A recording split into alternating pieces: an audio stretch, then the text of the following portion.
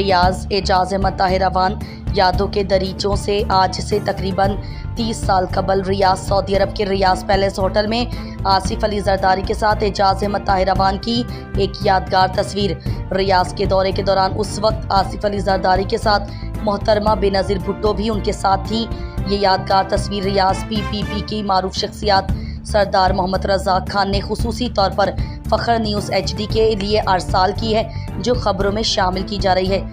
اس وقت اس تصویر کی اہمیت اور افادیت یہ بھی ہے کہ آصف علی زرداری جو